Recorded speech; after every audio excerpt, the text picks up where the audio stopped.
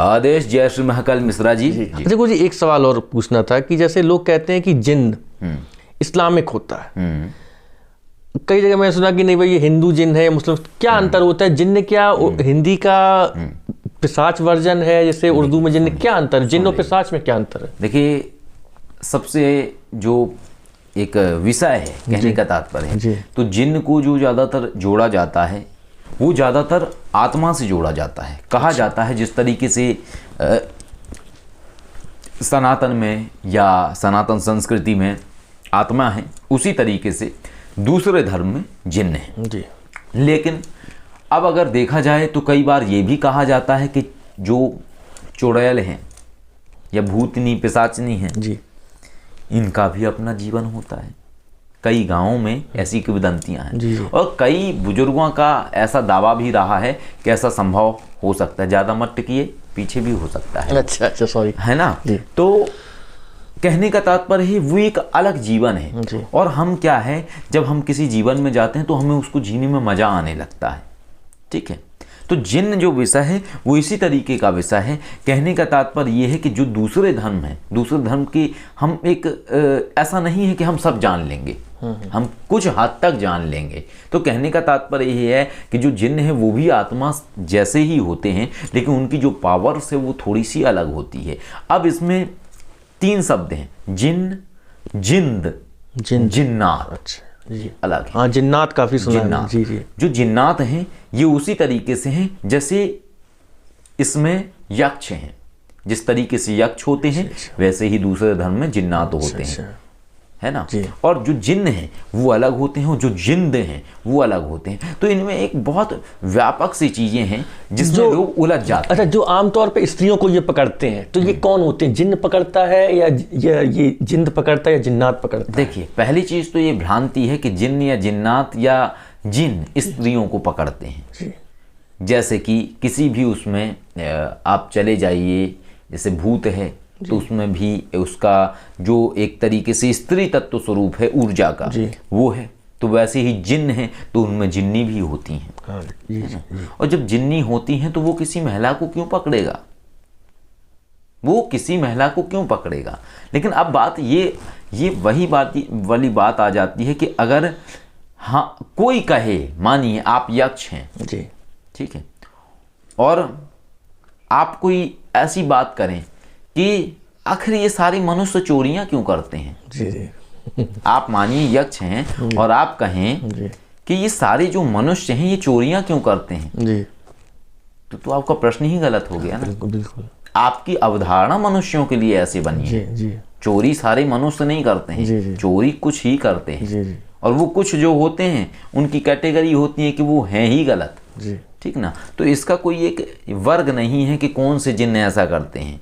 और इसमें ज़्यादातर जो वर्ग दिया गया है वो आशिक मिजाज जिन्न को दिया गया है।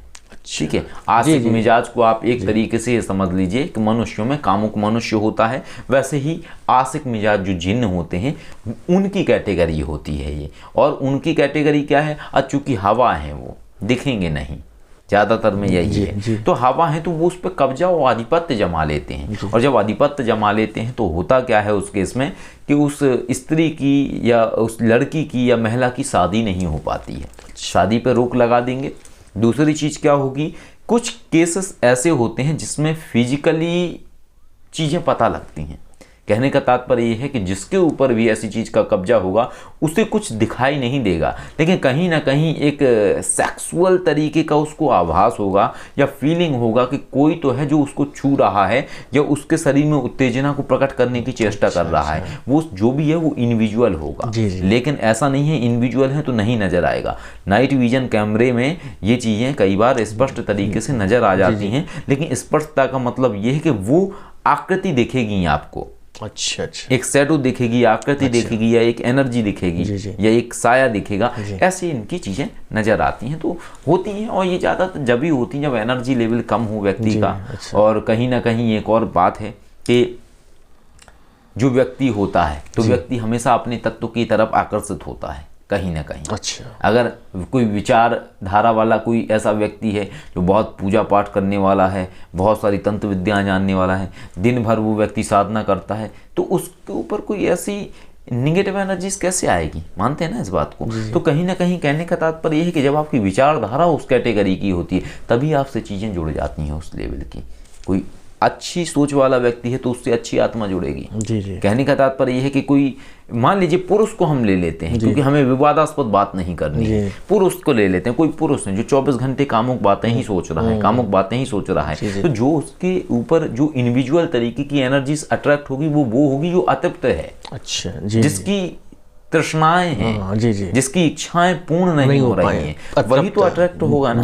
तो वो तो खुद बुला रहा है ना इंसान, कोई दूसरा थोड़ी कर रहा है, इनडायरेक्टली ही सही। इसका मतलब है जिस तरह का सांचा है उसी तरह की उसमें अट्रैक्ट, उसी तरीके की अट्रैक्ट होगी। कई सारे, एक और मैं बता दूं, अभी इनके चीज़ें बहुत सारी, एक तरीके से आप ये कह लीजिए कि बहुत सारी एक तरीके से विचारधारा होती है। मानिए कोई व्यक्ति है एक जगह पे, जब आप कहीं पे क्या है बैठे होते हैं, कई बार ऐसा भी होता है लोगों के साथ, जब आप कहीं पे बैठे होते हैं तो आप अच्छे भले सही बैठे होते हैं, लेकिन सडनली आपके अंदर एक कामुक से विचार आने लगते हैं, जबकि आपके आसपास दूर दूर तक कोई नहीं है। तो आखिर शरीर में ऐसा क्या रिएक्शन हुआ कि शरीर कामुक विचार फील करने लगा? इसका कारण ये है कि हमारे आसपास कोई ऐसी एनर्जीज है जिसके अंदर कहीं ना कहीं ये भावनाएं भरी पड़ी हैं, डाटा भरा पड़ा है, वो हमें ये बल दे रहा है। अब इसमें हम बात कर लेते हैं उन लोगों की जो लोग गलत कैटेगरी के होते हैं, मीन्स उन्हें 24 घंटे सेक्सुअल थॉट्स आते रहते हैं। तो जब भी वो गतिविधियां देखेंगे, सोचेंगे, जब भी सोचेंगे तो अतृप्तता वाली जो आत्माएं हैं, अच्छा, वो चली आएंगी, हमें भी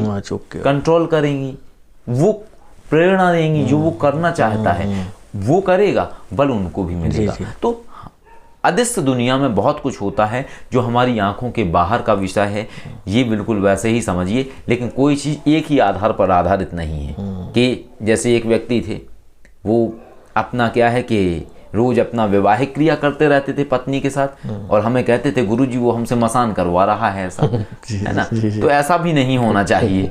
ऐसे तो बेचारे भूत भी परेशान हो जाएंगे कि बिल हमारे नाम पे फाड़ा जा रहा है। तो हर चीज के मिश्रा जी विचार अलग अलग होते हैं, लेकिन हर एंगल से हमें तथ्य देखना होता है। अगर हमें विवेचना करनी है किसी चीज़ की, हम डायरेक्टली किसी निष्कर्ष पर नहीं पहुंच सकते जब तक हम विवेचना ना कर लें। तो ये विवेचना का विषय है और उसी के आधार पर ही सारी बातों का सार निकल के आ जाता है। इस तरीके से सारा कुछ होता है। आदेश, आदेश।